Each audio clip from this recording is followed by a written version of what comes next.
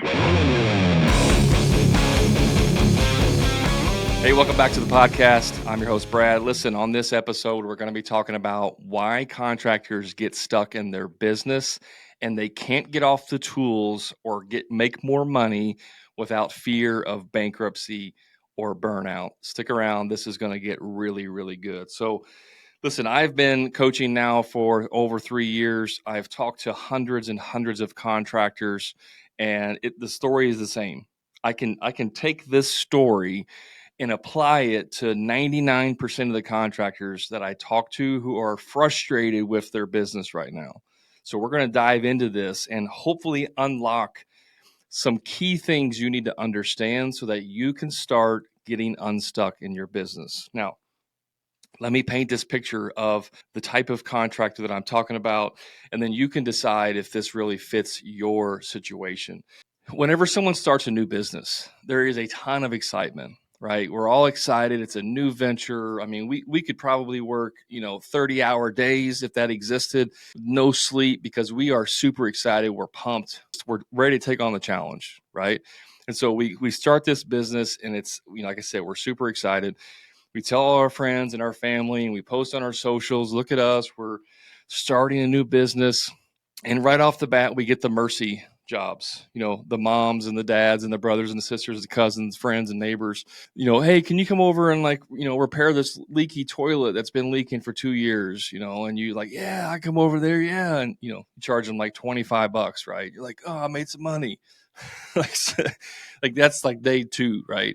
You start to get some work. Now, some people are like, hey, I need a remodel. I need my landscaping done. I need a new roof, whatever you're into. Like you start getting some referrals. You start getting some business. But those are, like I said, the mercy jobs. Those are your in-network. And soon you kind of run out of those leads after a while, by the way. Like after a certain period of time, you run through your network. And so a little sidebar here, your job is to build your network. Massive is to amass a large network. The bigger your network, the bigger your net worth, because the more people you know, the more opportunities you have to receive referrals and get in front of people. Okay, that's just a little sidebar bonus for you. But you're back to starting your business, and you're getting some leads, and you start to get some work coming in. You start to fill your schedule. You start to get 2 weeks, maybe 2 months built out, and everything is still excited. You're probably, still a one-man show at this point. Occasionally you'll start with a business partner, or maybe you have a situation where you start with you have an employee based on what you're doing. But most contractors start out as a one-man show, and then they want to grow this, into a much larger business. So you're by yourself, you're working, and the money's coming in. You're starting to sell jobs. You're booking out your schedule. Everything is great, except it's not quite great. It's great because you're doing your own thing and you're, quote, setting your own hours and you're your own boss, but you're not really making a whole lot of money. You're making enough to pay the bills and, and stay afloat. But, and people say, well, you got to invest, you got to reinvest your profits, and then you can grow, and then you keep growing and growing and growing. And then eventually you make money, and all these soundtracks that people tell us that we believe. And you just kind of get stuck at some point, whether it's 6 months, sometimes even 6 years, you get to a point to where you're stuck. And you don't know how to make more money, and you can't find good help, or at least that's what you believe. And so you end up working all the time. You end up working 6 days a week, and then 7 days a week, or 12-hour days, and then 16-hour days. And you're doing this, and maybe you are making some good money, but you're working 70, 80 hours a week in order to make that good money. So in reality, if you were working a 40-hour work week, you would be making less money than what you actually were at your previous job. But hey, you get to set your own hours, right? It's one of the lies that we tell ourselves. And so you're working 80 hours a week to make, let's say, 80,000 a year. Some of you are working 80 hours a week and not even making 40,000 a year. But let's just say you're lucky and you're making 80,000 a year working 80 hours a week. Well, if you drop down to 40 hours, you basically cut your salary in half, right? Now you go from 80 to 40K. And what a lot of us do when we start making this quote good money is we increase our lifestyle as well. I've said this a lot. People get their panties in a wad, they get upset, they clap back at me, they get fight. It's a heart right into their ego, and it's.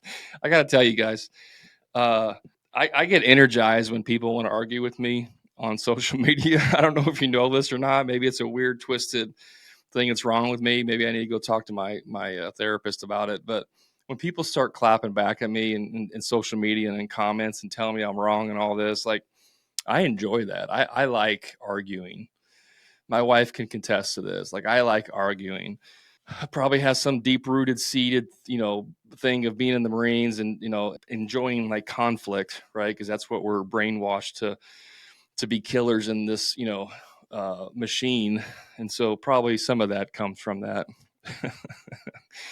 I digress. I'm just letting you know that when you argue with me, like I enjoy it. And I always poke the bear all the time. I'm very polarizing on purpose, just so you guys know. I'm not like that in real life. A lot of that is very purpose and intentional poking the bear to get likes and views and comments and reactions. But the thing is that whenever I say you don't need $100,000 pickup truck, right? People get so pissed off because they've already bought that $100,000 pickup truck. They already have a $1,500 a month truck payment. And really, they're frustrated with themselves. They're frustrated because they have to make that payment, but they have to justify it to the outside world. And so they got to argue, well, it's a tax write-off and you just put it into your budget and all this stuff, right? Which there's truth in that if you can afford it.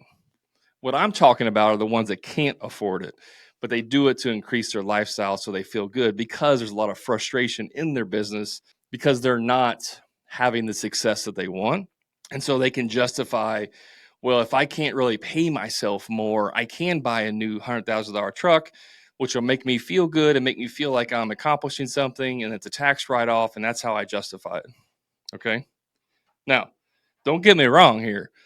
Like I'm looking to buy a $100,000 truck soon, not because I need it, because I want it. Like literally, it's a want. It's not a need. I don't need it. I have a perfectly good truck. The only need is because in the future, if we upgrade our camper to like a fifth wheel or something, I will need a heavier duty truck than what I have now with my Tundra. I won't pull it. But that doesn't exist right now. That's not a need I have. It's a complete desire and want, but I don't need it right this second. So I'm not going to invest in it because I don't need to spend the money. I just don't need to. Right? Understanding the difference between wants and needs can help you understand like where this desire and stuff comes from. And this is all going to tie back into what I'm going to talk about here today. So hang with me. So you get this truck that you don't need because you want it. You increase your lifestyle, but your lifestyle depends on you working 80 hours a week. And after a period of time, it's okay if you're single.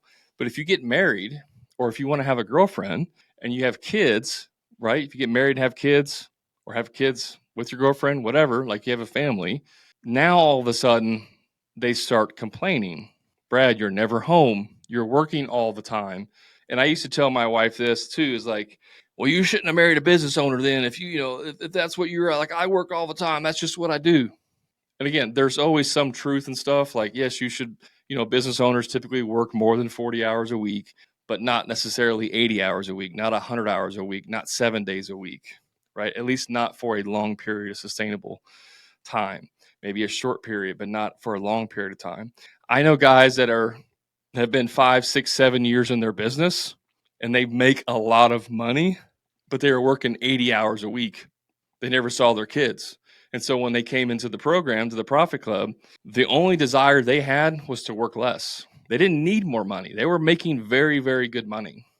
And so we just simply put in a very effective sales process, the profit sales system.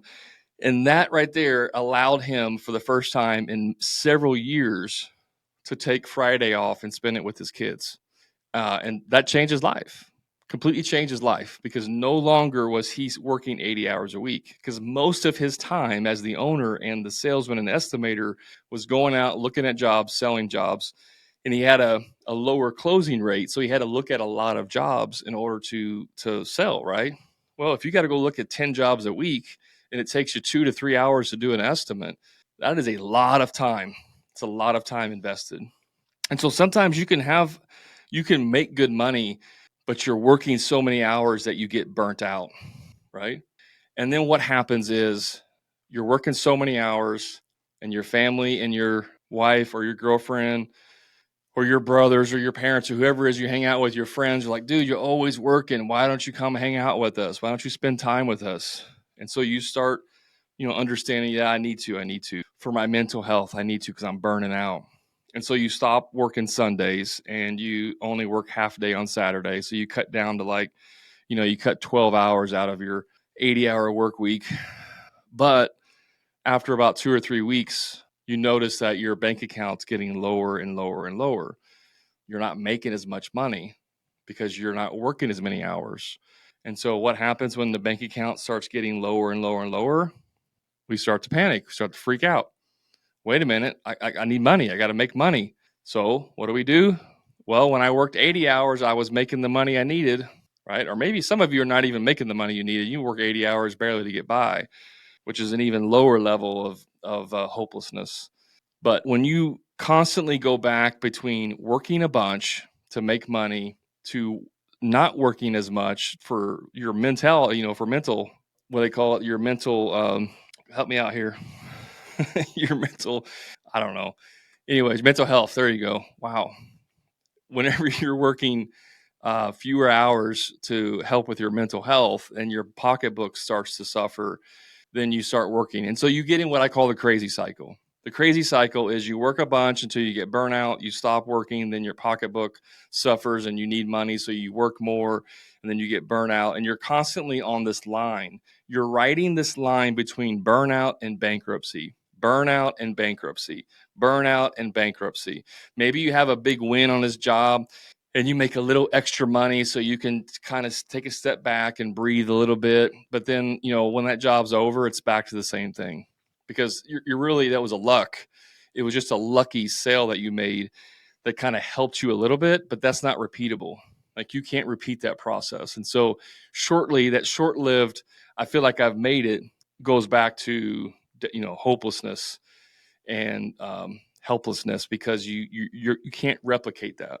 It was a one-off situation. And so you end up hitting this pivot point in your business, right? And the pivot point is like that crazy cycle where you either got to work too much or not work and lose money. And that's the constant crazy cycle. And so you're always going back and forth. You're constantly switching to avoid burnout or bankruptcy. If this resonates with you right now, raise your hand. Okay. I can see you out there. If you're listening, I can see you out there. Raise your hand.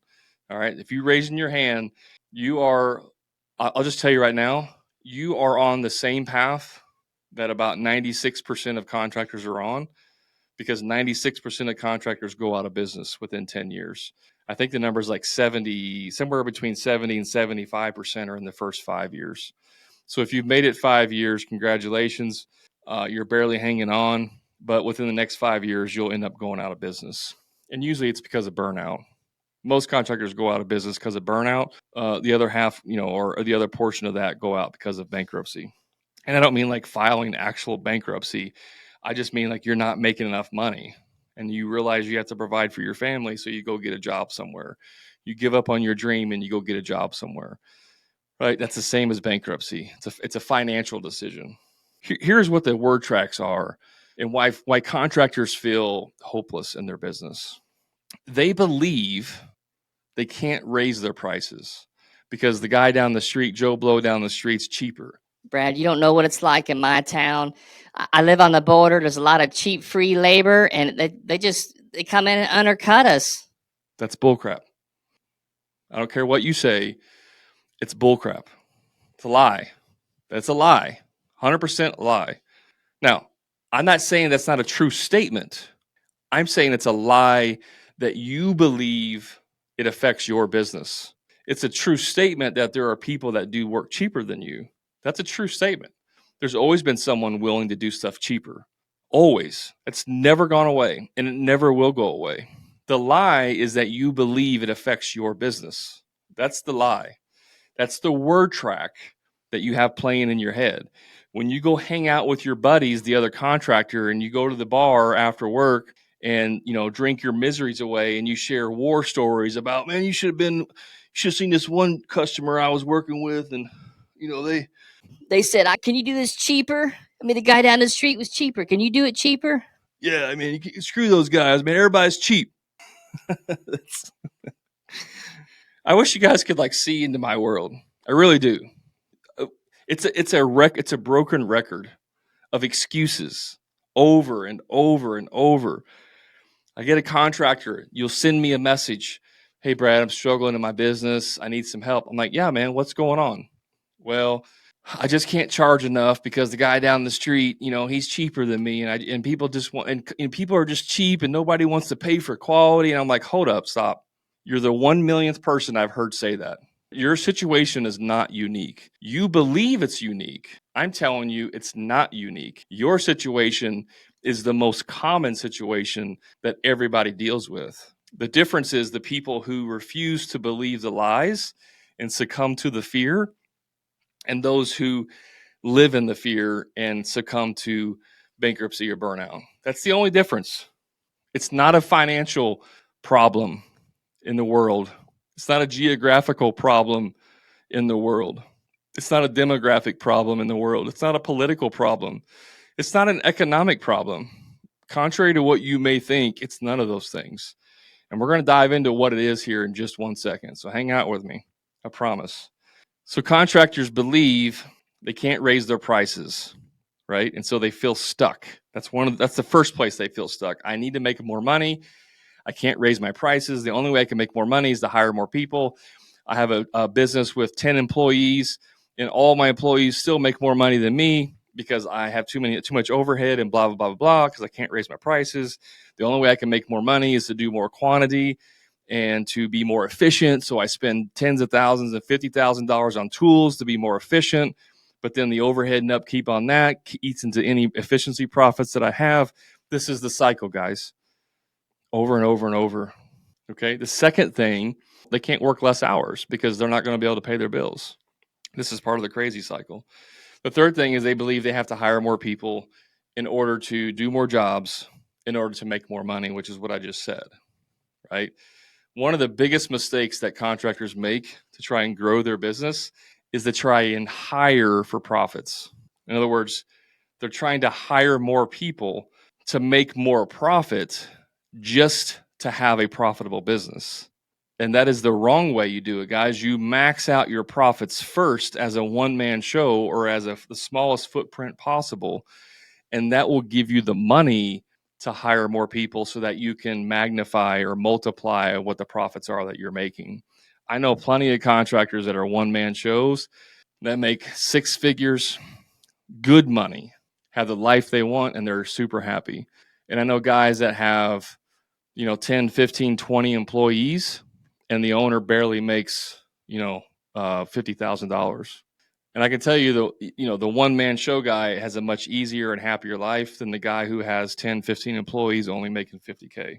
But the badge of honor they use is, I have this huge company, because as long as everyone on the outside thinks I'm doing successful, then, my worthiness is there.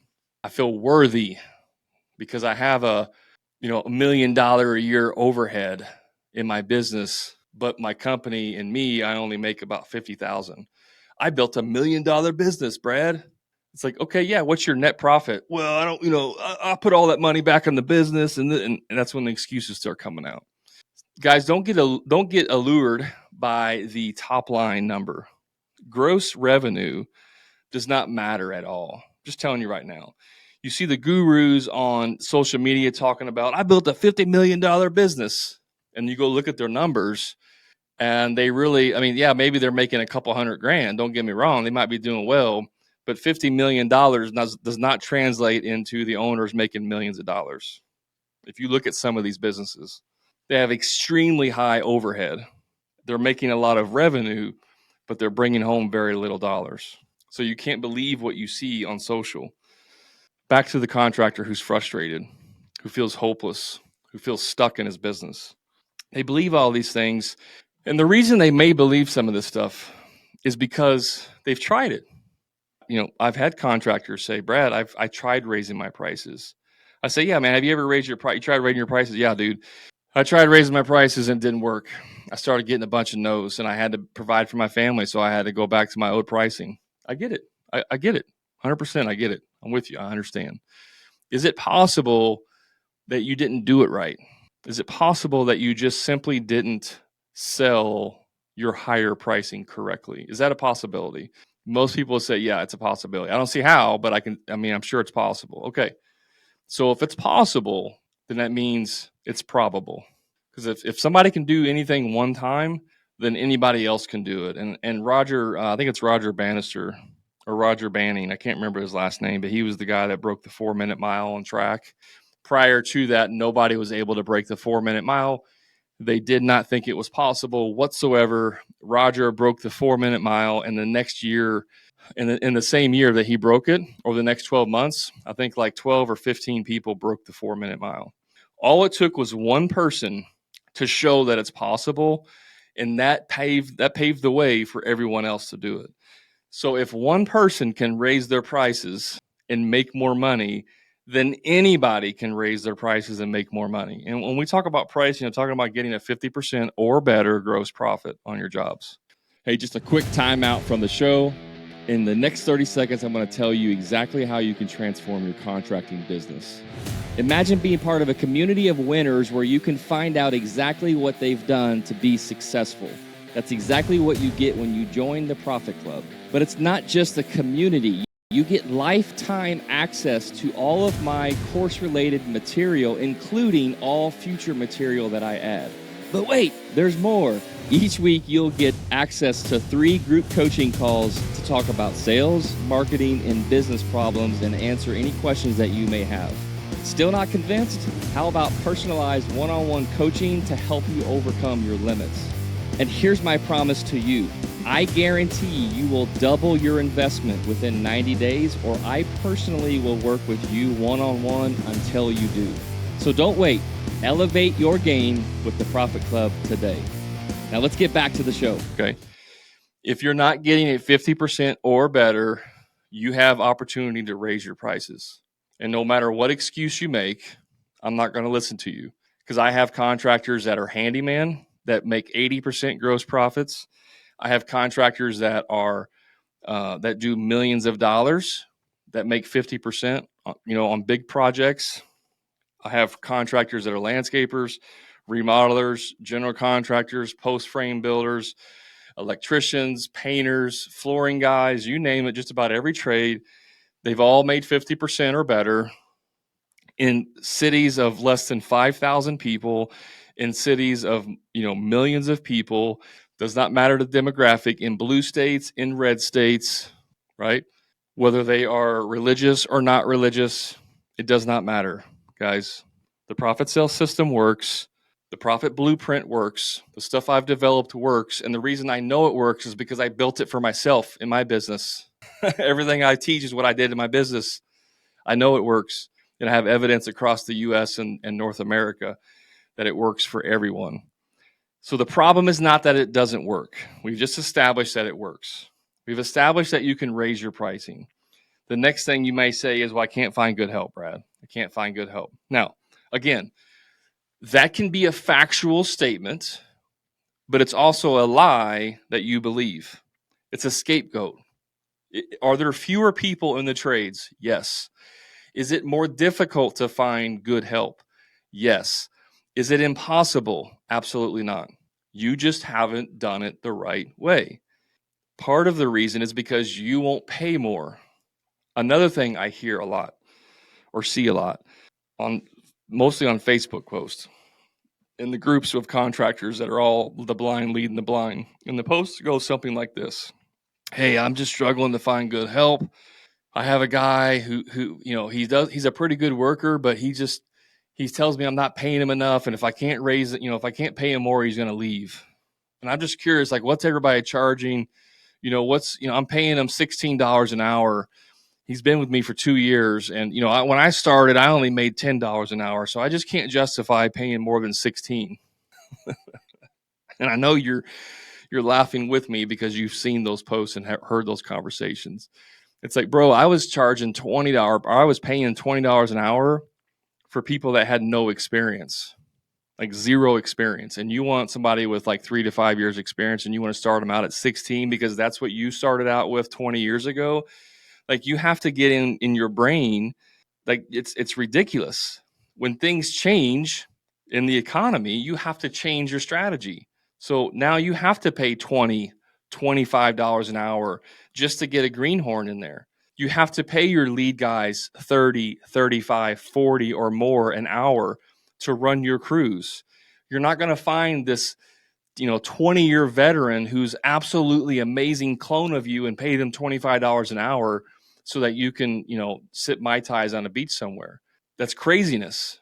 And it doesn't matter if they have it easier than you. There's no rite of passage.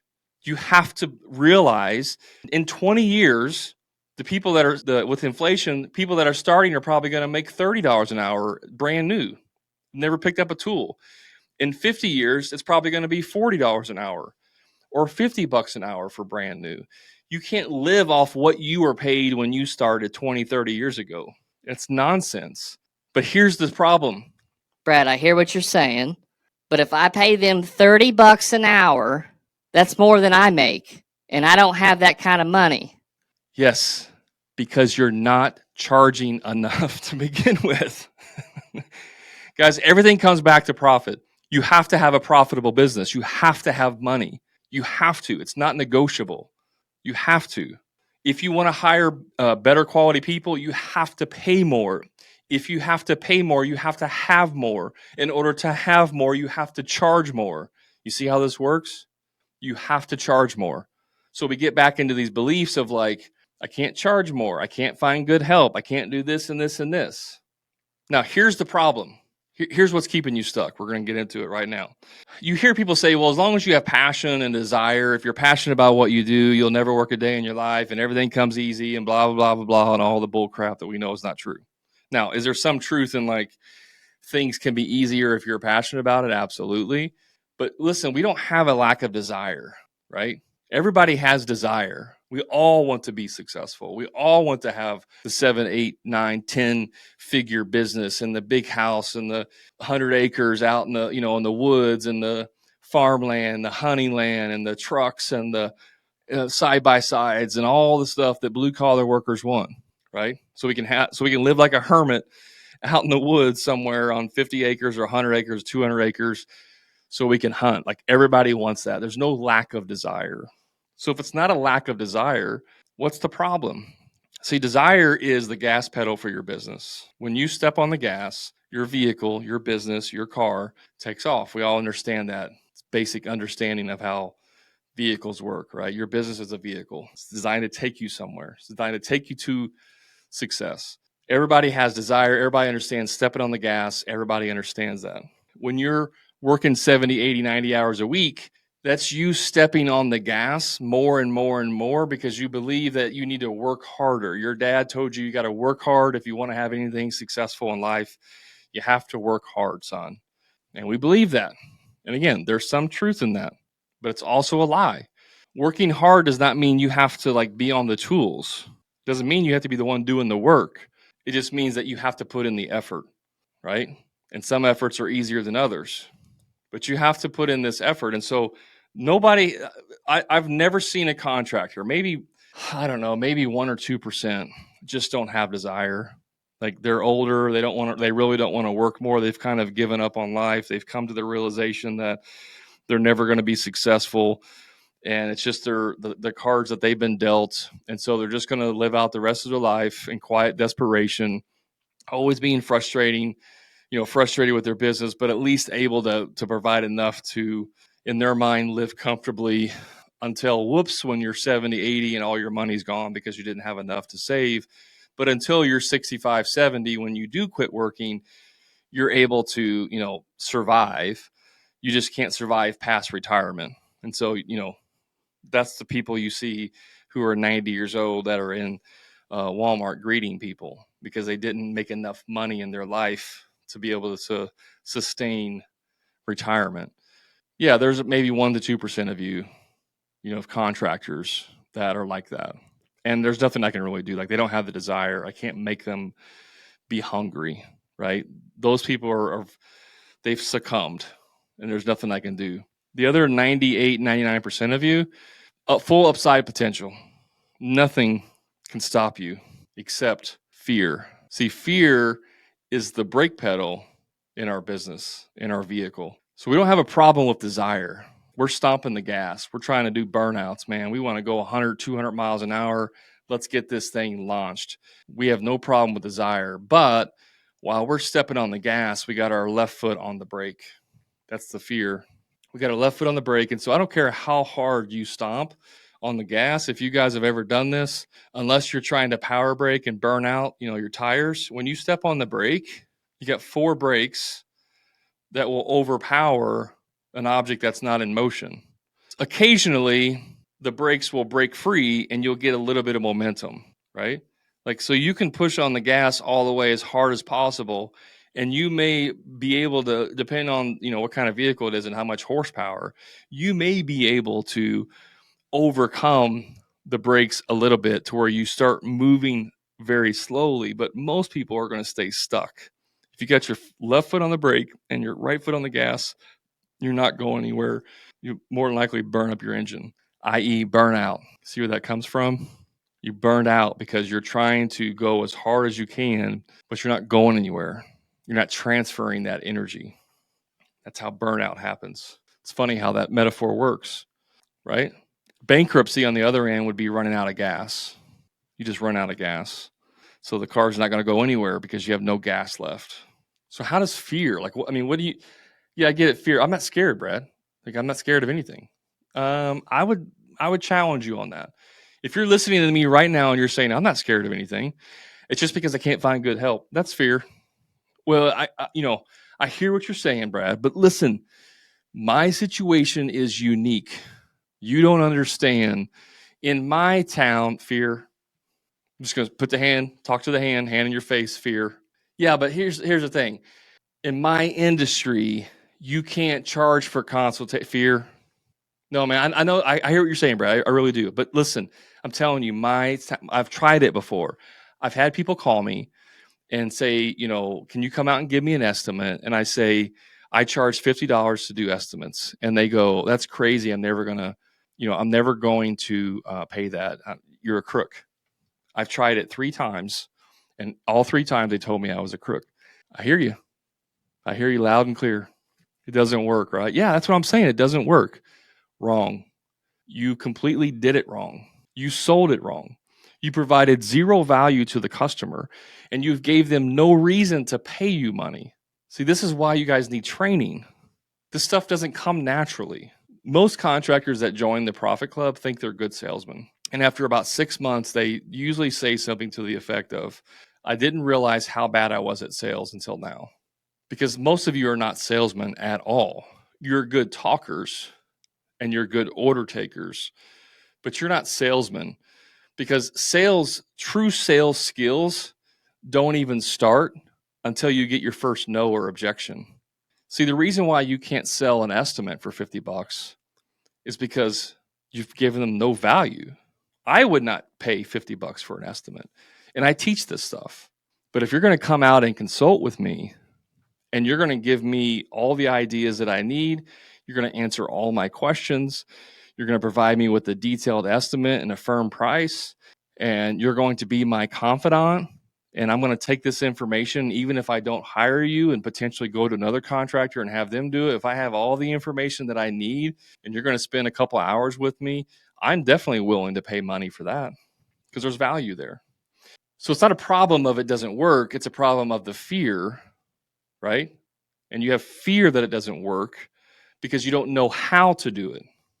And so ignorance in this state, in this situation, is what causes the fear, because maybe you've tried it, but you didn't do it right. If I said, go out there and kick this soccer ball into a goal, I'm going to go out, I'm going to put the soccer ball, you've all seen these, like on basketball and football and stuff, they have like challenges at halftime, right? You have the guy at the halftime basketball, they shoot from the mid court, and if they make it, they get like $1,000 or whatever. If we had a situation like that, and it doesn't matter if it's a basketball court, football court, whatever. If I said, if you can score from mid court, right, then I will give you an extra $100,000 a year in your business. And you go out there and we're doing basketball. Let's pretend like we're doing the basketball.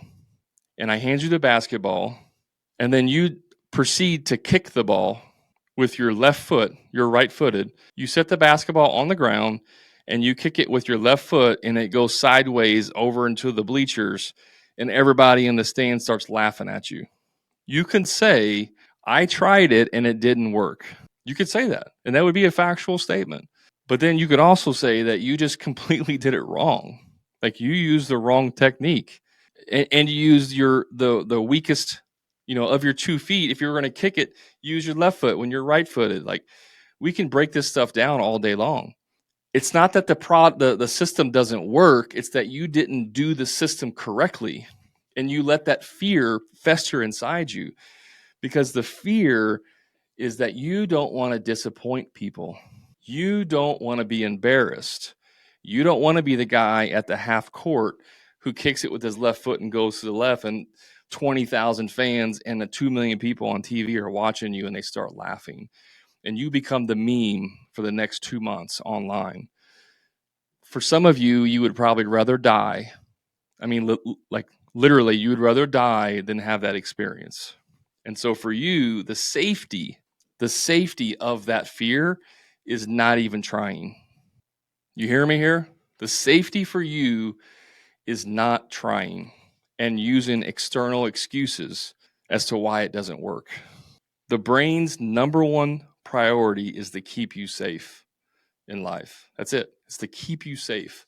And so if you are afraid of embarrassment, if you are afraid of financial ruin, if you are afraid of disapproval from your parents, maybe from that dad who said that you were never going to be anything, from that teacher that said you were the class clown and you were never going to amount to anything, right? The fear of that actually happening is what's paralyzing you. It's what's holding you back. When you step on the gas and you're ready to freaking take off in this ride, and your brain is saying, no, man, no, what are you doing?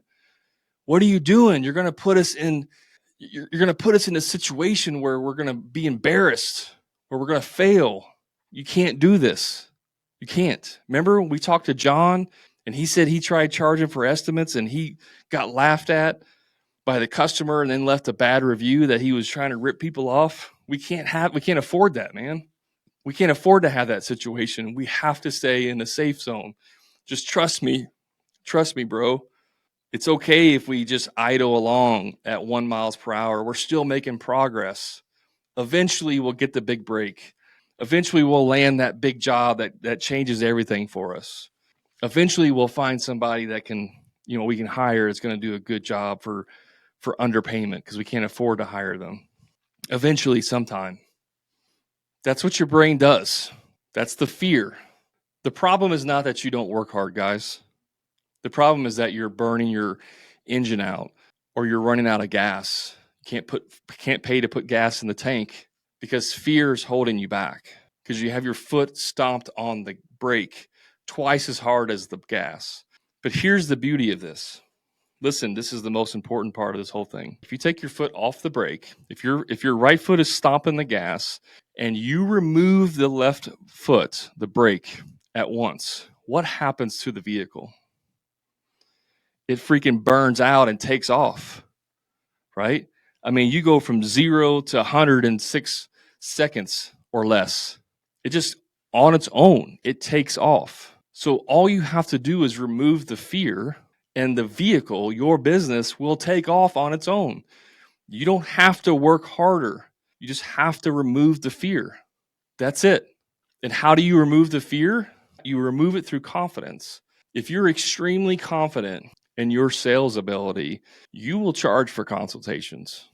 If you're extremely confident in your pricing and what you need to make, you will raise your prices. Those things will happen on their own.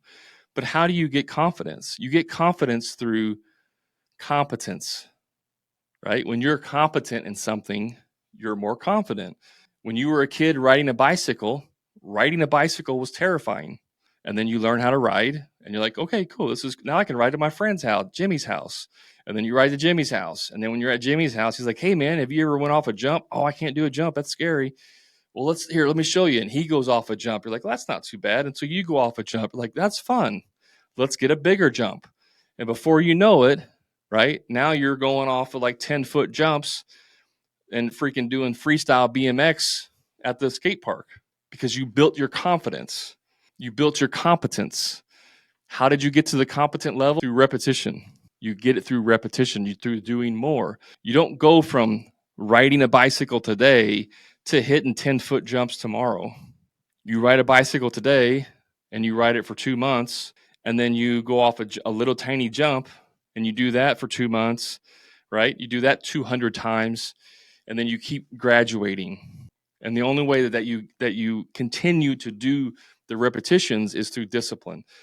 It takes discipline to wake up every day and say, today I'm going to do 3 role plays with sales training so that I can get better at sales, so that I can sell jobs at a 50% or greater gross profit, so that I can make more money, so that I can hire better staff, so that I can get off the tools, and so that I can have the life that I want. But as long as you have fear, you will never do that. I hope you hear me on this, guys. I hope you hear me loud and clear. You don't have a desire problem. You have a fear problem. I don't want to take out a loan to join your program, Brad. I don't want to put it on a credit card because I'm a Dave Ramsey fan and he says debt's bad and you shouldn't do this. So what I'm going to do is I'm going to try and save up money. I've never been able to save money ever, but somehow miraculously I'm going to try and save up money for the next 4 months so that I can join your club and then I'll be set. I'm like, okay, so you've never saved more than $3,000 in your life in 1 month, but now you're just going to change how you do everything and somehow miraculously come up with money and then save it up and then you'll be able to join. Yeah, that's the plan. All right, good luck to you, man. Appreciate you jumping on this call with me. You'll be burnt out in the next 6 months to a year. Good luck in life. I'm not even joking. Like, that's my thought when I hear people say stuff like that. That's fear, guys. That's all fear holding you back. That's fear. I'm not telling you to go in debt and be reckless, but I'm telling you, I've had calls with people that I know 100% I can change their business. And I tell them how much it costs to join. And they go, man, I don't have that money. I was like, what do you mean? You're like, what's going on? Well, I just spent $8,000 on parts for my side-by-side. I was like, what? Yeah, my side-by-side needed some parts, so I just spent $8,000. So once I pay off that credit card, then I'll be able to join. I'm like, wait a minute. Why don't you just sell your side-by-side? Oh, I could never do that, man. Never. That's what my family and I do. That's our fun. That's how we decompress. I need that for my mental health. Gotcha. So we buy toys that we can't afford to decompress from the realities that we can't run a business, but we won't invest in ourselves and our business through proxy so that we can do much better and actually have a much better life, an enjoyable business, so you can have more time with your family to do more fun things, because we can't sacrifice a side-by-side in the short term. Like, what if you sold that for 20 grand and you had enough money to join the coaching, get all the training you needed, that allowed you to change your business, and in 6 months you were making 2 to 3x more revenue and profit in 6 months, that you could go buy a brand new side-by-side, you could go buy 2 side-by-sides, and you could continue that trajectory. But it's more important for you to not give up the lifestyle that you have temporarily so that you can live in misery and frustration and hopelessness into the foreseeable future. Please explain that logic to me. Please explain it to me.